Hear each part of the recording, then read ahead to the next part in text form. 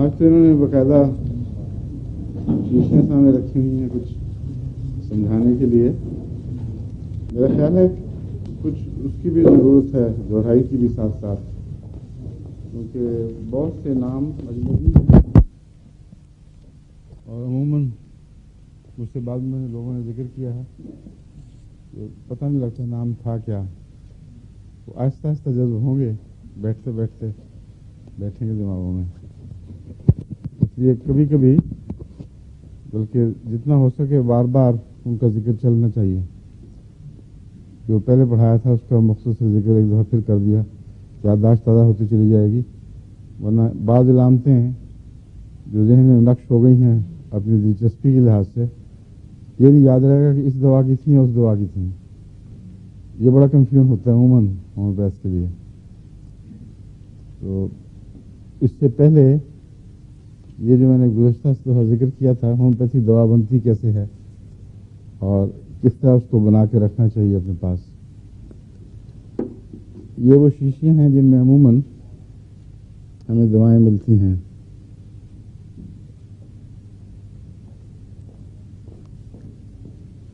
اس طرح اس میں قطرہ ٹپکایا جا سکتا ہے.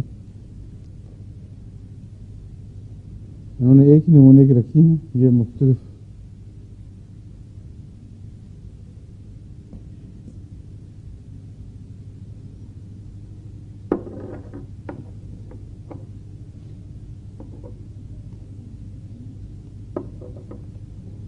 اچھی دوائیں جو میرے تجربے میں آئی ہیں. ایک تو بی ٹی کی ہیں, بہت قابل اعتماد. وہ امریکن ہیں, امریکہ میں فلاڈیلفیا میں غالباً وہ جگہ ہے, دکان ہے. بی ٹی وہیں کی ہے, وہیں بنتی ہے, بورکن ٹیفل وہی ہے. اور ایک ہے نیلسن کی ہے انگلستان میں. نیلسن والوں کی بھی اچھی قابل اعتماد دوائیں ہوتی ہیں. اور جرمنی میں ہیں مختلف شوسلر وغیرہ. تو اپنی ابتدائی دوا تو عموماً باہر کی بنی ہوئی لینی چاہیے. پاکستان میں بھی بنی ہوئی مل جاتی ہیں, ہندوستان وغیرہ میں بھی مقامی مل جاتی ہیں, لیکن ان میں مشکل یہ ہے کہ ان کے یہاں احتیاط کا معیار وہ نہیں ہوتا. اس لیے اگر خدا نخواستہ کوئی بے احتیاطی سے کچھ اور بن گیا ہو تو پھر وہ یا تو انسان فیلیور کرتا ہے, ہمیشہ کرتا رہتا ہے, اعتماد ہی اٹھ جاتا ہے اس دوا سے, اور یا پھر بعض مریضوں کو سخت نقصان پہنچ جاتا ہے. اس لیے آغاز کی دوا ہمیشہ مہنگی ہو چاہے اچھی کمپنی سے لینی چاہیے. اور ہر جو شیشی ہے اس میں ٹپکانے کے لیے نہیں ہوا کرتا کچھ. اس میں جس طرح ہے یوں کریں گے تو ایک قطرہ ٹپکے گا, لیکن ٹپکانے کے لیے اگر آپ وہ استعمال کریں ڈراپر, اس میں مشکل یہ ہے کہ ایک ڈراپر پھر دوسری جگہ استعمال نہیں ہو سکتا. اس لیے عموماً میں تو یوں کیا کرتا تھا کہ دوسری کارک والی شیشیوں میں ان کو ڈال لیتا تھا پہلے. اور اس کا طریقہ یہ ہے, یہ لیکوڈ ہے خالی الکوہل. یہ ریکٹیفائڈ اسپرٹ جو ملتا ہے اس میں غالباً 87% سے کچھ زائد الکوہل ہوتا ہے. تو یہ دوا بنانے کے لیے بہترین چیز ہے. یہ اگر اچھا مل جائے تو اس سے عام شیشی کو لے کر عموماً اگر آپ 1 ڈرام والی شیشی یا 2 ڈرام والی بہتر ہے وہ لے لیں تو 1 ڈرام والی شیشی میں صرف 70 قطرے پڑتے ہیں. 2 ڈرام والی میں 140 قطرے اگر پوری بھر جائے تو ہمیں دوا کو بڑھانے کے لیے عموماً 100 قطروں کی ضرورت ہوتی ہے. میں تو اس کو گنتا بھی نہیں تھا کیونکہ اپنے استعمال کے لیے ہے, کوئی بیچنے کے لیے نہیں جو 100% اس کو باقاعدگی اسی طرح بنایا جائے. عموماً اندازہ ہو جاتا تھا کہ اگر 140 قطرے پڑنے ہیں تو یہاں تک شیشی بھر گئی تو تقریباً اتنی ہو جائے گا. اس میں 1 قطرہ اس دوائی کا ڈالا جو انگریزی مہنگی دوائی یا جرمن یا امریکن دوائی منگوائی ہوئی ہے, اس کو شیک کر لیں تو ایک ہائی پوٹینسی اس کی بن جائے گی. اور یہ میرا تجربہ ہے کہ 30 کو ضروری نہیں کہ 30 ہی رہے, 31 بھی بن جائے تو اسی طرح کام کرتی ہے.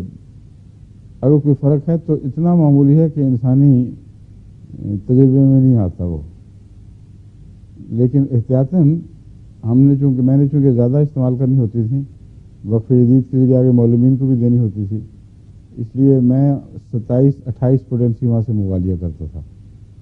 ڈاکٹر افضل لاہور میں تھے، ان سے ان کی دعاؤں کا اپنا بھی کافی اعتماد تھا، مجھے اعتبار تھا، اچھا محتاط شفا خانہ تھا وہ، اور دوسرے باہر کی اکثر بہترین دوائیں وہ منگوا کے رکھتے تھے اپنے پاس۔ تو طریقہ یہ ہے کہ ایک شیشی، آپ خالی شیشیاں منگوائیں ہیں، اب یہ دیکھیں، یہ پڑی نیچے، اس میں تقریباً 100 کے قریب قطرے اتنی جگہ میں آ جائیں گے، اتنی جگہ میں ایک دفعہ گن لیا جائے نا، وہ آسانی رہتی ہے۔ میں نے تو اس طرح کیا تھا کہ قطرے ایک دفعہ پہلی دفعہ گن کے ڈال لیے، وہاں ایک نشان لگا لیا، پھر نظری اندازہ بہت کافی ہو جاتا ہے، 2 قطرے کم یا 2 زیادہ کوئی فرق نہیں پڑتا۔ تو آپ بھی ایسی خالی شیشیاں لے لیں اگر، تو ایک اندازہ لگا لیں کہ یہاں 100 قطرے ہوں گے۔ اس میں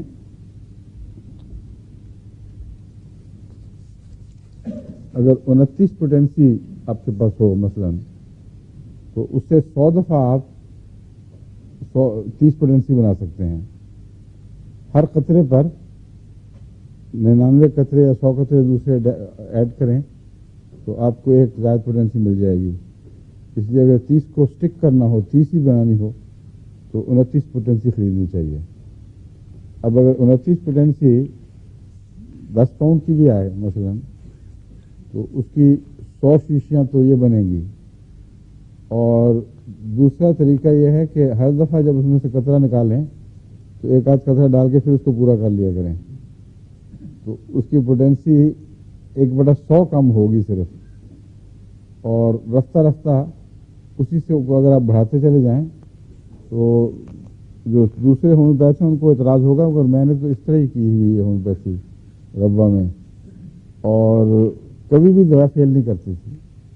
جس کا اندازہ تھا کہ یہ کام دکھائے گی وہ ضرور دکھاتی تھی، اس لیے اس میں اتنے نفرے کرنے نہیں چاہیے۔ اس میں پہلی دوا جو بنی ہوئی ہے وہ بہت اہم ہے، وہ میں نے دیکھا ہے بعض دفعہ پاکستان میں دوسری جگہوں سے آتی تھیں تو لگتا تھا کہ یہ دوا میں کچھ نقص ہے، اس کو چھوڑ دیا، اصل دوائی پرانی منگوائی تو وہ کام دکھا دیتی تھی۔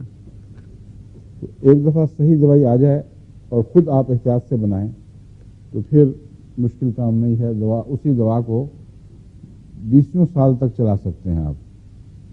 ڈاکٹر کینٹ یہ لکھتے ہیں کہ ہومیوپیتھک دوا ایک دفعہ چاہے میٹھے میں بھی ڈال کے بنا دی جائے تو 100 سال میں بھی خراب نہیں ہوتی، صرف شرط یہ ہے کہ اس کو دھوپ میں نہ رکھا جائے۔ ڈائریکٹ دھوپ کی ریڈیشن اس پر کچھ اثر انداز ہوتی ہے ان کے خیال میں۔ میں نے اس کا تجربہ تو نہیں کیا، لیکن ہمیشہ احتیاط کی ہے کہ دھوپ میں دوا نہ کھولی جائے، مگر کیا ہوتا ہے میں نہیں جانتا کیوں ایسا ہوتا ہے۔ احتیاط میں کوئی حرج بھی نہیں، عام روشنی میں کوئی حرج نہیں، براہ راست دھوپ کی شعائیں اس پر نہ پڑیں۔ تو ایک قطرہ 100 قطروں میں ملا دیں، اس کو یوں 2 جھٹکے دیں تو ہومیوپیتھی کی پوٹینسی تیار ہے، اور وہ سال تک اسی خرچ پہ چلا سکتے ہیں۔ وہاں صرف یہ دقت ہوتی تھی، گرمی چونکہ بہت تھی، بس ڈھکنا ذرا سا بھی ڈھیلا رہ جائے تو اڑ جایا کرتی تھی دوا۔ ایک دفعہ خشک ہو جائے تو پھر نہیں اس کو اس میں بنانا، وہ لکوڈ فارم میں ضروری ہے پہلا اس کا حصہ۔ خشک کے ساتھ اگر کچھ چمٹا ہوئے تو ہمیں علم نہیں کیا تھا، لیکن خشک شیشی کو دوبارہ تازہ کرنے کی کوشش نہ کریں، اس میں کچھ نہ کچھ پہلے موجود ہونا چاہیے۔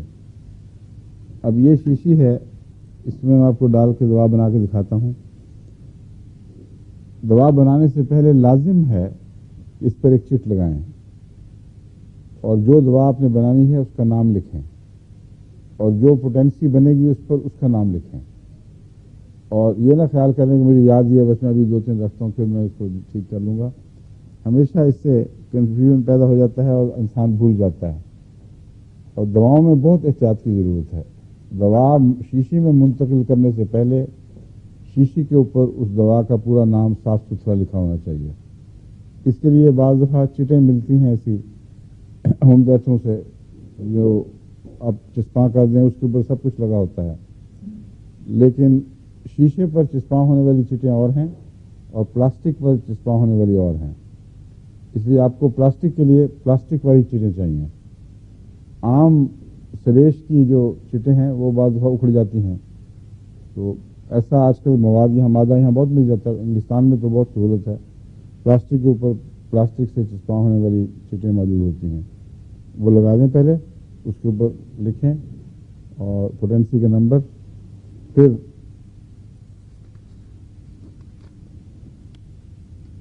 خواہ قطرہ پہلے ڈالیں خواہ لکوڈ پہلے ڈال لیں.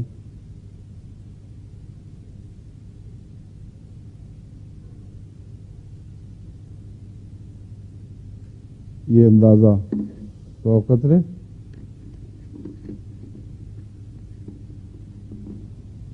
یہ دوائیں کون کون سی رکھی ہیں آپ نے؟ جلسیمیم ہے، انفلوئنزینم ہے، ایکونائٹ، آرسنک، بیسیلینم. یہ ایکونائٹ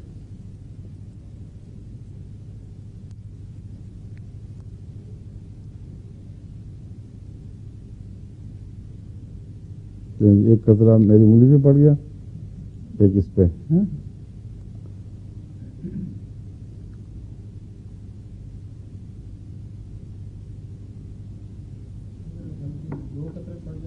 ڈونٹ مائنڈ،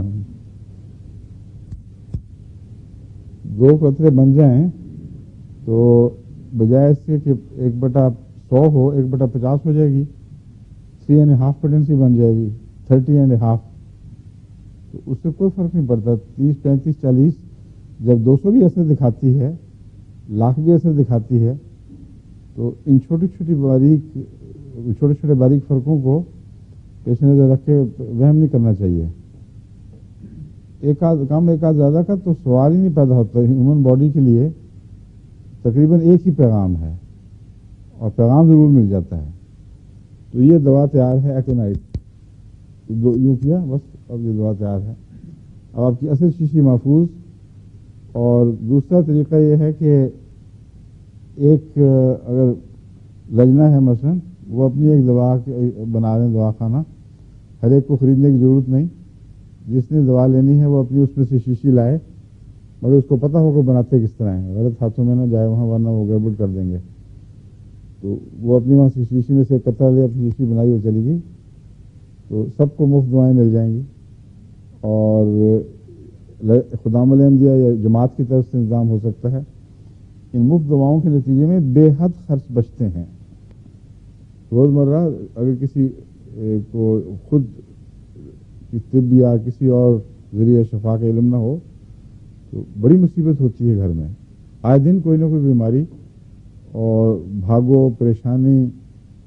اور اس میں ہومیوپیتھک میں تو پھر آپ کو پوری طرح اعتماد ہوگا اور اللہ کے فضل سے کافی اثر کرتی ہے. اور ایک دوائی نے اگر اثر نہیں کیا، دوسری دے دی، تیسری دے دی. جب تک اثر نہ کرے تجربے کرتی رہیں، کوئی نہ کوئی تو کام آئے گی ضرور انشاءاللہ.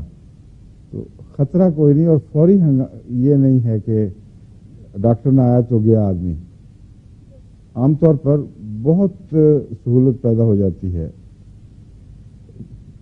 کسی وقت آدھی رات کو کوئی تکلیف ہو جاتی ہے بچوں کو، اپنے آپ کو بھی، فوری طور پر اس سے فائدہ ہو جاتا ہے. پھر ایسی مؤثر دوائیں ہیں اللہ کے فضل سے کہ دمے کے ایکسٹریم کیسز میں جہاں عموماً ہسپتال میں لے جانا پڑتا ہے، یا بعض دفعہ آج کل یہ چھینکوں کی بیماری پھیلی ہوئی ہے جس کو ہے فیور کہتے ہیں، اور بھی 2-3 نام ہیں اس کے. ہے فیور کے علاوہ یاد ہے آپ کو؟ ہاں. تو ایسے ان میں بھی بہت اچھی دوائیں ملتی ہیں. جو مختلف فوری دواؤں کی ضرورت پیش آتی ہے ان میں زیادہ تر دمہ ہے اور اسہال، پیچش، پیٹ کی درد اور قے اور اچانک بخار ہو جانا، چوٹیں مختلف قسم کی. یہ تو ایسی دوائیں ہیں جو ہر حالت میں ساتھ رہنی چاہیے. اور ایلوپیتھک دوائیں اگر آپ اٹھائیں تو آپ کو اچھا خاصا بوجھ اٹھا کر پھرنا پڑے گا، لیکن اور پھر وہ بھی جلد ختم ہو جاتی ہیں۔ اگر آپ نے دوسروں کو فائدہ پہنچانا ہو تو مشکل پیش آ جاتی ہے۔ ہومیوپیتھک دوا کی اگر آپ لیکوڈ لے جائیں مثلا، اور یہ یقین ہو کہ وہ گرے گی نہیں، تو اس صورت میں ایک قطرے سے آپ 100 قطرے بنائیں اور پھر اس سے ایک قطرہ لے کے بنائیں تو 10,000 قطرے بن جائیں گے اس ایک قطرے سے، اور اس کو آپ پانی میں حل کر کے پورے قافلے کو، آپ قافلہ کیا سینکڑوں آدمیوں کو وہی دوا دے سکتے ہیں۔ کیونکہ اب سوال جو ہیں وہ بعد میں کرنے ہیں، غالباً آپ ہی نے شکایت کی تھی، اس لیے اپنی شکایت پہ قائم رہیں۔ انہوں نے کہا تھا کہ بیچ میں جو سوال ہوتے ہیں اس سے ڈیک ٹوٹ جاتی ہے، اور اس لیے اس کو سختی سے منع کیا جائے۔ اور اب ہاتھ اٹھا رہے ہیں کہ شری بیگم یہ تمہارے بھی ہیں؟ ہاں تمہارے سامنے احتجاج کیا تھا نا انہوں نے؟ ہاں ہاں ٹھیک ہے۔ اچھا، یہ جو دوا بنانے کا طریقہ ایک تو یہ ہے نا، لیکوڈ کر دیا، پھر اس کو گولیوں میں کس طرح بنانا ہے۔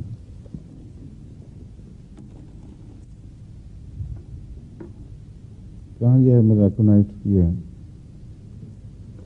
اب یہ دیکھیں، یہ گولیاں پہلے سے ڈال کے رکھی ہیں، اس میں چھوٹی چھوٹی گولیاں، یہ گولیاں ہیں، یہ غالباً 20 نمبر کی ہیں۔ جتنی چھوٹا نمبر ہو اتنی گولیاں چھوٹی ہوتی چلی جاتی ہیں شاید، یا جو بھی صورت ہو، مجھے اب یاد نہیں رہا پورا۔ بعض گولیاں بہت باریک آتی ہیں، یہاں عموماً نیلسن والے بہت باریک گولیاں دیتے ہیں، تو اس سے کوئی فرق نہیں پڑتا موٹی گولیاں ہوں یا چھوٹی گولیاں ہوں۔ اگر سفر میں جانا ہو تو چھوٹی بہتر رہتی ہیں، کہ ان کی ڈسپینسیشن آسان ہے۔ تھوڑی سی چند گولیاں بھی دے دیں تو بہت سارے مریض اس میں بھگت سکتے ہیں، اس لیے عام طور پر ہم یہ استعمال کرتے ہیں سائز گولیوں کا۔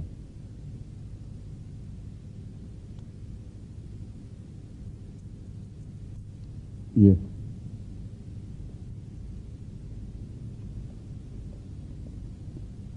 اب اس کو دوا بنانا ہو تو یہ دوا یوں بنے گی۔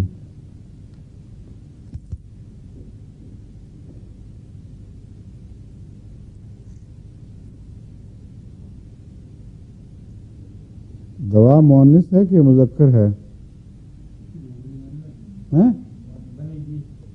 نہیں، دوائی کی وجہ سے ہم اسے مؤنث استعمال کرنے لگ گئے ہیں۔ اصل آپ ڈکشنری دیکھیں، دوا تو مؤنث ہی ہے نا۔ درد کیا ہے؟ مؤنث کے مذکر؟ درد، سر درد ہو گئی ہے بھی کہتے ہیں۔ درد بڑھتا گیا، یہ کہاں سے شعر آپ نے لیا ہے؟ میں نے تو نہیں کبھی سنا۔ درد بڑھتا گیا یوں جو ہے کیا؟ مرض نہیں، پھر وہاں اس کو مرض کر دیا، درد کو درد کر دیا۔ مرض بڑھتا گیا جوں جوں دوا کی، مرض نہیں ہے لفظ، مرض، اور درد نہیں ہے بلکہ درد ہے۔ تو درد کی مثال میں آپ نے مرض کی مثال دے دی ہے، ملتی جلتی باتیں ہیں۔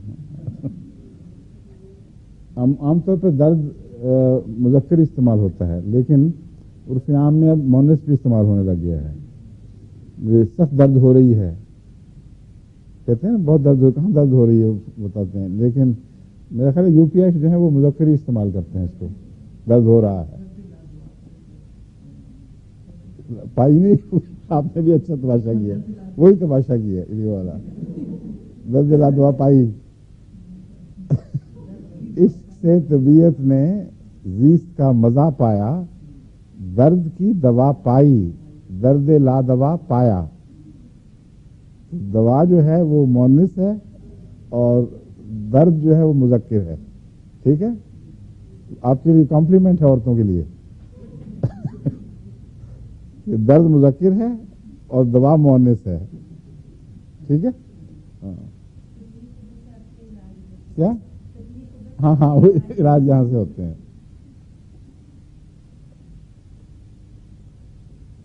اور سردردی کیا ہے؟ مؤنث کے مذکر.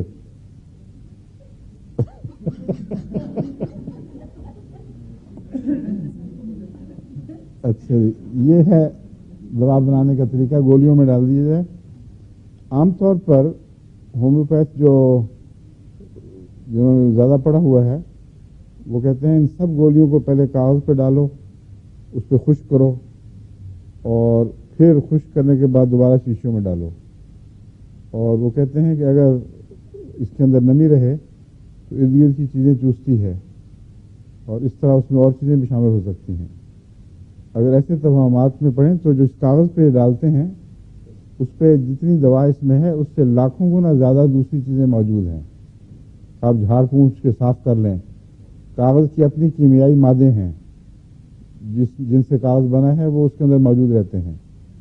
پھر ہوا میں سے گزرے گی، وہاں گرے گی، اور جب تک وہ خشک ہو اس وقت تک اور چیزیں گرد گرد اس کو بیٹھتا رہے گا. اس لیے سارے وہم ہیں. میں تو عام طور پر اتنی بڑی شیشے میں 7 قطرے تقریباً ڈال دیا کرتا تھا. اس کو شیک کر لیا، ایک دفعہ بھیگ گئی تو تھوڑا سا بھیگی رہے تو حرج نہیں، بلکہ مریض کو زیادہ یقین ہوتا ہے کہ مجھے دوائی مل رہی ہے، اور کچھ دیر کے بعد خشک ہو جاتی ہے تو ٹھیک رہتی ہے. جو 6X والی دوائیں ہیں یہ ہیں وہ 6X 12X 3X بھی آتی ہیں.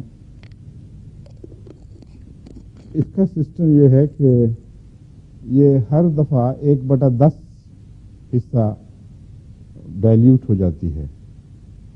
یہ جو جس کو ہم ہومیوپیتھ دوا کہتے ہیں وہ سی پوٹینسی میں عموماً رائج ہو گئی ہے. یعنی سی کا مطلب یہ ہے 100واں حصہ، اور ایکس کا مطلب ہے 10واں حصہ، اور ڈی بھی 10ویں حصے کو ہی کہتے ہیں. تو عموماً عام طور پر یہ دیکھا گیا ہے کہ یہاں چونکہ ہومیوپیتھ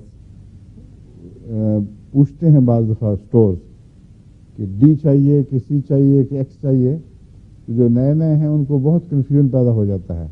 ہم جب نسخہ لکھ کے بھیجتے ہیں تو جرمنی وغیرہ سے کئی دفعہ سوال آیا ہے کہ یہاں ڈی کی ملی ہے، یہاں فلاں کی ملی، کیا کریں.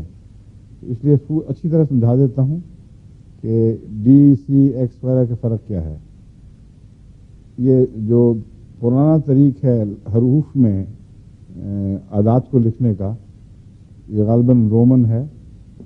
یہ ڈی 10 کا نمائندہ ہے، سی 100 کا ہے، ایم 1000 کا ہے، اور ایل 40 کا ہوتا ہے شاید.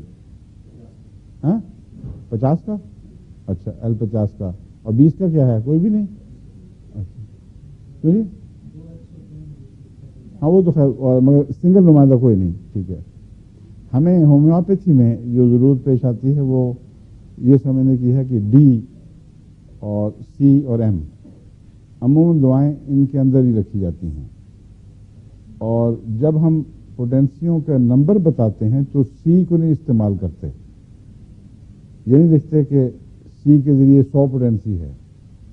سی صرف اس غرض سے استعمال ہو رہی ہے یہ بتانے کے لیے کہ 100 قطرے لیے تھے اور 1 قطرہ ڈالا تھا، یہ 1 پوٹینسی بنی ہے، سی نہیں بنی. پھر 100 لیں اور پھر 1 ڈالیں تو 2 پوٹینسی بنے گی. پھر 100 لیں اور پھر 1 قطرہ ڈالیں تو 3 پوٹینسی بنے گی. تو سی کا مطلب یہاں صرف یہ ہے کہ دوا بنانے کا طریق کیا تھا، کتنے قطروں میں 1 قطرہ ڈالا گیا تو دوا کا محلول بنا. اس طریق پر لفظ سی کو یاد رکھ لیں کہ یہ جب لکھا ہو تو اس کا ہرگز یہ مطلب نہیں ہوتا کہ 100 پوٹینسی ہے. اس کا مطلب صرف اتنا ہے کہ 100 ہر دفعہ 1 پوٹینسی بنانے کے لیے 100 قطرے ڈال کر اس میں 1 قطرہ دوا کا ڈالا گیا. لیکن جب ہم سی ایم لکھتے ہیں تو وہاں مراد 1,00,000 طاقت ہے. اس لیے عموماً جب 1,00,000 طاقت میں دوائی دی جائے تو سی ایم لکھ دیتے ہیں. جو نئے لوگ ہیں ان کے لیے بڑا کنفیوژن پیدا ہو جاتا ہے سی ایم سے کیا مراد ہے. تو جب سی ایم اکٹھا لکھا ہو تو اس سے مراد 1,00,000 طاقت ہے. جب خالی ایم لکھا ہو تو اس سے مراد 1,000 کی طاقت ہے. اور 200 کو عموماً 200 ہی لکھتے ہیں. لکھنے والے ایک رواج چل پڑا ہے, 1000 کو ایم لکھ دیتے ہیں, 1,00,000 کو سی ایم, اور بیچ کے جتنے نمبر ہیں ان کو اسی طرح لکھتے ہیں. یا بعض دفعہ یہ لکھ دیتے ہیں 1 ایم 10 ایم 10 ایم بھی لکھ دیتے ہیں. تو وہاں ایم پوٹینسی بنانے کے طریق کا مظہر نہیں بلکہ پوٹینسی کے عدد کا مظہر ہے. ایم کا مطلب ہے 1000 طاقت, سی ایم کا مطلب ہے 1,00,000 طاقت, 2 ایم کا مطلب ہے 2000 طاقت, 1 ایم 1000. اور جب سی خالی ہو تو خالی سی 100 کے لیے نہیں لکھا جاتا, کنفیوژن اس سے پیدا ہوتا ہے. سی کے ساتھ ہمیشہ ایم ملا کے لکھیں گے. یہاں یورپ میں جو مختلف دواخانے ہیں ان میں سی اور ڈی لکھنے کا رواج ہے, خصوصاً جرمنی میں. اس لیے میں سمجھا رہا ہوں کہ وہاں کے جو ہمارے ہومیوپیتھ ہیں وہ بار بار پھر خط لکھ کے مجھ سے وضاحتیں مانگتے ہیں, ان کو ایک دفعہ پتہ لگ جائے. جرمن دواخانے جب کہتے ہیں سی میں چاہیے تو مراد ان کی یہ نہیں ہوتی کہ 100 طاقت, ان کی مراد یہ ہوتی ہے کہ 100 طریقے دوا بنانے کے طریق کے لحاظ سے ہر ڈیلیوشن 100 حصہ ڈیلیوشن ہوئی ہے یا کم و بیش. اگر وہ پوچھتے ہیں تمہیں 100 چاہیے یا سی چاہیے یا ڈی چاہیے, ڈی کا مطلب ہے 10واں حصہ, اور عموماً وہ سی اور ڈی کے اندر ہی رہتے ہیں. اس لیے وہاں پہلے لکھا ہوگا ڈی, پھر 100 یا 200, سی 30 100 200. تو وہ سی اس جگہ جیسا کہ بیان کیا میں نے آپ کو دوائی بنانے کا طریق, اور ڈی بھی دوائی بنانے کا طریق ہے. ہومیوپیتھ میں ایک شاخ ہے جس کا نام بایو کیمسٹری ہے. اس شاخ میں بالعموم آغاز 10ویں حصے سے ہوتا ہے اور اسی کو اکثر جگہ اسٹک کرتے ہیں. اگر 100 میں چلا جائے دوا بنانے کا طریق تو اسی دوا کا نام ہومیوپیتھک دوا بن جاتا ہے. اس کا طریقہ یہ ہے کہ ایک ٹکیا اگر کسی زہر کی لی ہے اس میں 10 ٹکیاں میٹھے کی ڈالیں اسی سائز یا وزن کی, ان کو اچھی طرح پیستے رہیں یہاں تک کہ یقین ہو جائے کہ وہ یکجان ہو گئی ہے اور اصل زہر کا ہر ذرہ اس کے ذرات میں برابر تقسیم ہو گیا ہے. اس کے بعد اس میں سے ایک ٹکیا اگر ٹکیا بنا لیں یا ایک حصہ لے لیں اور اس کو دوبارہ 10 حصے اور میٹھا ڈال کر پھر اسی طرح گھوٹیں اور پیستے رہیں تو اس سے 2x بن جائے گی. پہلی کا نام ہے 1x, دوسری کا نام ہے 2x. x کا مطلب ہی 10 ہے لیکن x استعمال ہوتا ہے بایوکیمک دواؤں کے طریق کے متعلق, اور ڈی عام طور پر ہومیوپیتھک طریق کی دواؤں پر استعمال ہوتا ہے. تو ٹکیوں والی دواؤں میں ہمیشہ آپ کو ایکس ملے گا, 1x 2x 3x 6x, اور بعض دفعہ یہ 30x تک بھی چلی جاتی ہے. میں نے تو عام طور پر 6x ہی استعمال کی ہیں, زیادہ استعمال کرنے کی ضرورت نہیں آئی. 12x بھی ہو جاتی ہے. جب زیادہ اوپر جانا ہو تو میں اسی دوا کا ہومیوپیتھک طریق کا بنایا ہوا محلول استعمال کرتا ہوں بھیا اس کے کہ ایکسیز میں رہوں. لیکن بعض لوگوں کو جو بایو کیمسٹری کے جنون ہوتا ہے غیر معمولی, بعض ڈاکٹروں کا خیال ہے کہ ہر مرض کا علاج بایو کیمسٹری سے ہو سکتی ہے. انہوں نے اس پہ چھوٹی چھوٹی کتابیں بھی لکھی ہوئی ہیں. آج کل یہاں بوٹس وغیرہ میں بھی بایو کیمسٹری کی کتابیں ملنے لگ گئی ہیں اور چھوٹے چھوٹے کتابچے بھی. بایو کیمسٹری کا طریق, اس کا دوا بنانے کا طریق تو بتا چکا ہوں, باقی کچھ باتیں بایو کیمسٹری کے متعلق کہتا ہوں. بایو کیمسٹری کو 12 ٹیشو ریمیڈی بھی کہا جاتا ہے, اور 12 ٹیشو سے مراد وہ 12 نمکیات ہیں جو انسانی خون میں موجود ہیں, اور ان کے بغیر انسانی خون کا اور انسانی صحت کا توازن قائم نہیں ہو سکتا. ان کا ایک توازن اللہ تعالیٰ نے خون کے اندر قائم فرما دیا ہے. وہ توازن قائم رہنا انتہائی ضروری ہے. اس لیے بیماریوں میں باوجود اس کے کہ مریض بہت شدید بیمار ہو چکا ہو، الا ماشاء اللہ وہ توازن نہیں بگڑتا، اور چیزوں کے جسم کے حصوں کو قربان کر دیا جاتا ہے، لیکن اس کے توازن کو قائم رکھا جاتا ہے۔ مثلا نمک اگر خون میں کم ہو رہا ہے تو جسم کے بعض حصوں سے وہ نمک واپس خون میں آ جائے گا۔ نیٹرم ہے یا کالی ہے، پوٹاش کم ہو رہی ہے تو وہ واپس آ جائے گی۔ ایسے موقع پر کمزوری بہت محسوس ہوگی اور کیلشیم کی کمی واقع ہو جاتی ہے۔ خون کا توازن بہرحال قائم رکھنے کی کوشش کی جاتی ہے، یعنی خدا تعالیٰ نے ایسا قانون بنا رکھا ہے کہ خون کو زیادہ اہمیت ملتی ہے، بس جہاں سے کوئی نمک جسم کے حصے سے کم ہو جائے اور خون میں داخل ہو جائے تو وہ وہاں کی کمزوری پیدا ہو جاتی ہے۔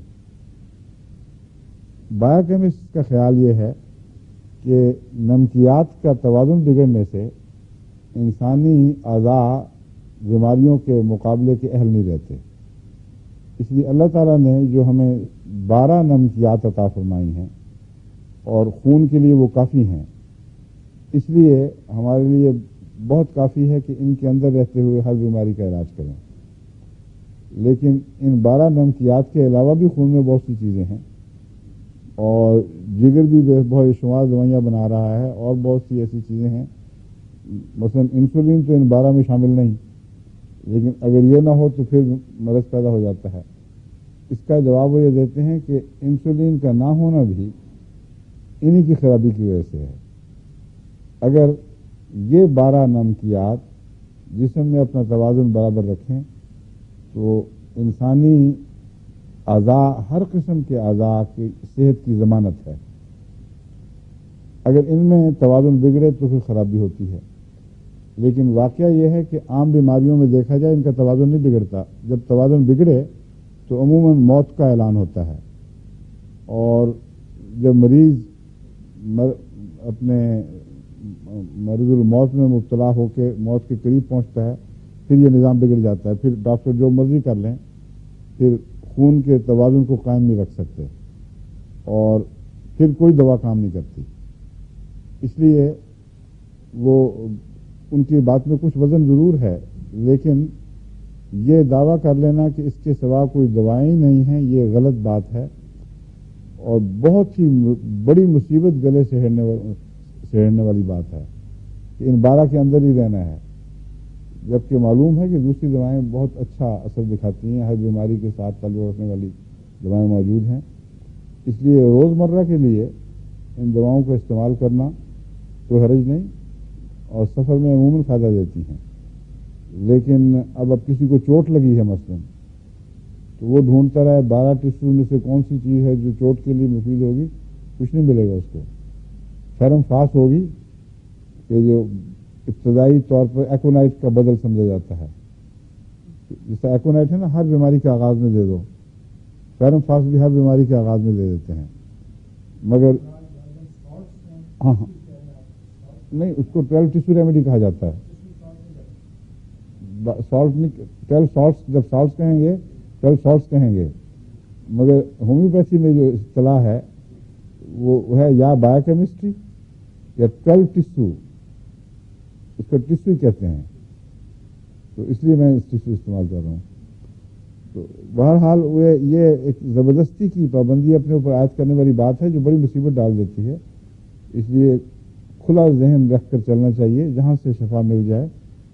12 کے اندر رہنا ضروری نہیں ہے، مگر اگر ان سے کوئی چیز ایسی، یعنی ان میں سے کوئی ایسی چیز ہو جو کسی معین بیماری میں اچھا اثر دکھاتی ہے تو ضرور استعمال کریں۔ جس طرح میں نے ذیابیطس کے لیے آپ کو بتایا تھا، وہ یہ 12 ٹیشو کے اندر ہی ہے، یعنی 12 نمکیات کے اندر رہتے ہوئے ذیابیطس کا ایک اچھا علاج ممکن ہے، مگر بعض دفعہ بالکل کوئی اثر نہیں دکھاتی یہ دوا۔ مثلا میں نے آپ کو بتایا تھا کہ الکیریا فاس، کالی فاس، نیٹرم فاس، یہ 3 دوائیں 6x میں، اور نیٹرم سلف اگر 200 میں دے دی جائے تو وہ بھی اسی اچھا اثر دکھاتی ہے، لیکن بعض ہومیوپیتھ اس کو بھی 6x میں استعمال کرتے ہیں۔ تو یہ چاروں 6X میں استعمال کی جائیں، کیلکیریا فاس، کالی فاس، نیٹرم فاس اور نیٹرم سلف. تو کہتے ہیں کہ اس میں ضابطس کے جو محرکات ہیں یا موجبات ہیں ان پر بھی اثر انداز ہوتی ہیں دوائیں، اور ان کے جو بعض نتائج ہیں بعض بیماریوں کے ان پر بھی اثر انداز ہوتی ہیں. اس پہلو سے انہوں نے عموماً تقسیم کی ہوئی ہے. کہتے ہیں نیٹرم سلف کا تعلق لیور سے بہت ہے، اور جگر کی اصلاح ہو اگر تو پینکریاز کی بھی اصلاح ہوتی ہے، اور پینکریاز کی صحت جگر پر منحصر ہے. اس لیے چونکہ نیٹرم سلف کا تعلق جگر سے ہے، اس لیے مستقل بنیادی علاج کے طور پر نیٹرم سیلف اس میں شامل کی گئی ہے. خون میں اگر شوگر زیادہ ہو تو اس کا نیٹرم فاس سے تعلق ہے. اس لیے بلڈ شوگر کے لیے پہلی دوا جو اس کے بایو کیمسٹ کے ذہن میں آئے گی وہ نیٹرم فاس ہے، سوڈیم فاسفیٹ. تو یہ دوا دینے سے کہتے ہیں خون کی شوگر کافی گر جاتی ہے. کیلکیریا فاس معدے کے علاج کے لیے، جس کا پھر اس سے آگے تعلق ہے، اور عمومی انتڑیوں کے علاج کے لیے مفید ہے. اس کا آنکھوں پر بھی اثر ہوتا ہے، لیکن مثلاً خاص طور پر جب گلوکوما ہو، جس کو کالا موتیا کہتے ہیں، تو بالعموم جلسیمیم 200 کے علاوہ کیلکیریا فاس بہت مفید ہوتی ہے اس میں. تو متفرق اثرات اس کے چاروں طرف پھیلے ہوئے ہیں، یہ تجربے سے ان کے علم میں آئے ہیں. لیکن کیلکیریا فاس بھی شوگر کی دواؤں میں شامل ہے. اور آخری ہے کالی فاس.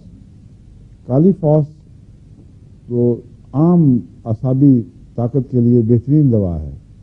اس کو تو آپ روزمرہ کے طور پر ایک قسم کی وٹامن کے طور پر استعمال کر سکتے ہیں. بچوں کو بات بھول جائے، اعصابی تھکاوٹ ہو، اس میں کالی فاس بہت مفید ہے. کالی فاس کے ساتھ اگر میک فاس ملا دی جائے تو اسپیزمز جو پیدا ہوتے ہیں، تناؤ اور کھچاؤ اور اس کے تشنجی کیفیات، جن کو سردی سے تکلیف ہوتی ہے اور گرمی سے آرام آتا ہو، ان میں میگنیشیا فاس بہترین ہے. میگنیشیا فاس کے اسپیزم سردی سے بڑھتے ہیں اور گرمی سے ان کو آرام ملتا ہے.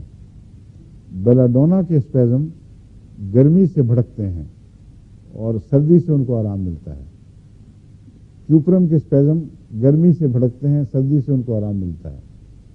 اسپیزم سے مراد ہے یوں اچانک گول سرکولر فائبر ہو یا دوسرا، جب اچانک بند ہو جائے تو اس کو اسپیزم کہتے ہیں، اور اس سے جو شدید درد کی کیفیت پیدا ہوتی ہے اس میں یہ دوائیں مفید ہیں. مگر پھر بھی یاد رکھیں کہ صرف میک فاس کو لے کر اگر آپ اسپیزم دور کرنے کے لیے چلیں گے تو کوئی فائدہ نہیں ہوگا، تھوڑا سا ہوگا اور اکثر جگہ ناکامی ہوگی. اس لیے یہ خیال کر لینا کہ یہ 12 ٹیشو ریمیڈی ہر بیماری میں مفید ہوگی غلط ہے. کیوپرم انتڑیوں کے اسپیزم کے لیے استعمال ہوتی ہے، مگر کیوپرم میں گرمی پائی جاتی ہے، بیلاڈونا میں گرمی پائی جاتی ہے. کیوپرم کے جو اسپیزم ہیں وہ بہت گہرے اور لمبا عرصے تک رہنے والے ہیں. کیوپرم مرگی کی سب سے زیادہ استعمال ہونے والی دوا ہے. اگرچہ ہر کیس میں اثر نہیں دکھا سکتی، لیکن بہت سے کیسوں میں روزمرہ کے استعمال سے اس کو کافی ریلیف دیتی ہے. اور اس کا مطلب یہ آغاز ایسی مرگی کا عموماً بچپن میں انتڑیوں کی تکلیف سے ہوتا ہے. میں نے جو اپنے تجربے میں دیکھا ہے نظر دوڑا کے، کیوپرم ہر مرگی کا علاج دراصل نہیں ہے. بعض دفعہ بچے کو پیٹ میں انتڑیوں میں اسپیزم ہوا ہے اور پیٹ درد کا دورہ ہوا ہے، کولنج جس کو کہتے ہیں، تو ڈاکٹر کوئی ایسی دوا دے دے جو زبردستی اس کولنج کو کھول لے اور اس بیماری کا علاج نہ کرے جس کے نتیجے میں وہ کولنج پیدا ہوا. تو ایسا مرض بعض دفعہ مستقل بیٹھ جاتا ہے انسان کے جسم میں. اور یہ ایسے مریض بعض جو شدید کولنج کے نتیجے میں بغیر بیماری کو شفا دیے آرام پا گئے ہوں، ان کو ہومیوپیتھ کا تجربہ یہ ہے کہ مرگی ہو جاتی ہے، اور اس مرگی کا کیوپرم سے تعلق ہے، اور کیوپرم گرم مزاج دوا ہے، اس لیے کیوپرم والا اسپیزم جو ہے وہ میکفاس سے حل نہیں ہوگا. تو اس طرح ریلیشن شپ جو ہے وہ ساتھ ساتھ میں بتاتا جاؤں گا. یعنی کیوپرم پہ ابھی ہم نہیں آئے، مگر ضمن تھوڑی سی بات کیوپرم کی بھی کر دی. اب میں آپ کو واپس لے کے جاتا ہوں آغاز کی طرف، جہاں سے ہم نے دوائیوں کا ذکر شروع کیا تھا، تاکہ ان کی موٹی موٹی علامتیں جو آپ کے دماغ پر نقش ہوئی تھیں وہ نقش تازہ ہو جائیں، اور ایک دوا کا دوسری دوا سے فرق واضح ہوتا جائے. کیونکہ اب جتنا آپ آگے بڑھیں گے ایک ہی جیسی چیزیں بہت سی دواؤں میں دکھائی دیں گی، اور دماغ پر بہت بوجھ پڑ جائے گا کہ یاد آ رہا ہے بس یہ چیز یہاں بھی تھی، وہاں بھی تھی، وہاں بھی تھی، وہاں بھی تھی، تو میں کہاں پہنچوں، کس کو پکڑوں. یہ جو مصیبت ہے یہ ابتدا میں ہر ہومیوپیتھ کے حصے پر آتی ہے اور بڑی مشکل پیدا کرتی ہے. اس لیے میں ان مشکلات سے گزرنے کے بعد جو تجربے حاصل کر چکا ہوں میں آپ کو سمجھانا چاہتا ہوں. آپ کو کوئی ضرورت نہیں اتنی مصیبتوں میں پڑنے کی. اگر آپ شروع میں بعض احتیاطیں کریں تو یہ کام آسان ہو جائے گا. عام طور پر جو ملتی جلتی چیزیں ہیں وہ امراض ہیں، ہر دوسری علامت نہیں ہے. مثلا ذیابیطس کے لیے آپ دوائیں اٹھائیں گے تو 50-60 کی لسٹ ملے گی. اس میں آپ ذیابیطس کے نام سے اگر یاد رکھیں گے تو آپ کہیں گے کہ او یہ فلاں میں بھی تھی ذیابیطس، فلاں میں بھی تھی، فلاں میں بھی تھی، میں کون سی دوا دوں. آپ کے لازم ہے کہ ہر دوا کا مزاج سمجھ کر ہر دفعہ جب وہی بیماریاں کسی اور جگہ پڑیں جو اس دوا میں بھی ملتی ہیں تو ذہن میں یہ سوال اٹھایا کریں کہ ان دونوں میں تفریق کیسے کروں گا، تفریق کیسے کروں گی. اور تفریق کا طریقہ ذہن نشین کر لیں تو پھر آپ کو اس کے بعد کسی دوسری کتاب کے سہارے کی ضرورت نہیں رہے گی. مریض آیا ہے، آپ نے اس کی بیماری دیکھی، اس بیماری کی بہت سی دوائیں آپ کے ذہن میں آئیں گی کہ یہ بھی ہو سکتی ہے، وہ بھی ہو سکتی ہے. اگر آپ کو تفریق کرنی آ جائے تو یعنی امتیاز کرنا ایک دوا کے مزاج کا دوسری دوا سے، تو پھر بہت آسانی پیدا ہو جائے گی، اور شفا کا آپ کا انسیڈنس جس کو کہتے ہیں فیصد شفا عطا کرنے کا معیار خود سے کافی بڑھ جائے گا. ایکونائٹ کا میں نے آپ کو بتایا تھا کہ ایکونائٹ میں اچانک پن ہے اور شدت پائی جاتی ہے، زور پایا جاتا ہے. ایکونائٹ کی طرح بیلاڈونا میں بھی پایا جاتا ہے. بیلاڈونا کی مرضیں بھی اچانک آتی ہیں اور ان میں شدت پائی جاتی ہے، خون ایک جگہ دورہ کرتا ہے زور کے ساتھ. ایکونائٹ میں بھی ایسا ہوتا ہے، مگر بڑا فرق یہ ہے کہ ایکونائٹ کا خوف بیلاڈونا میں نہیں پایا جاتا. اس میں ایک قسم کی بے حسی سی پائی جاتی ہے. تکلیف ہے، تکلیف کا احساس ہے صرف، لیکن یہ کہ میں مر جاؤں گا، مجھے یہ ہو جائے گا، یا کل کو میرا جنازہ نکلے گا تو کیا بنے گا، اس قسم کے وہم اور شدید خوف یہ ایکونائٹ میں ہے. تو اب آپ کو تمیز پتہ لگ گئی. ایک آدمی کہتا ہے مجھے سر درد شروع ہوئی اچانک، یا اچانک چھاتی میں درد ہوئی ہے، یا بخار ہو گیا ہے، کسی کو انفیکشن ہو گئی ہے، اور اس طرف خون کا دباؤ غیر معمولی طور پر نظر آتا ہے. تو آپ کے لیے کچھ مشکل نہیں ہے، اس سے ایک دو باتیں مریض سے کریں گے آپ کو پتہ چلے گا کہ یہ خوفزدہ مریض ہے یا عام مریض ہے. اگر وہ عام ہے تو بیلاڈونا کام کرے گی، ایکونائٹ نہیں کرے گی. اور اگر آپ کے پاس وقت نہ ہو اور کثرت سے دوائیں دینی ہوں تو ایسی صورت میں بعض دفعہ ایکونائٹ اور بیلاڈونا کا مکسچر بنا دیا جائے تو دوا خود ہی فیصلہ کر لیتی ہے میں نے کام کرنا ہے کہ اس نے کام کرنا ہے. آپ اس کی باریاں تقسیم کر لیتے ہیں.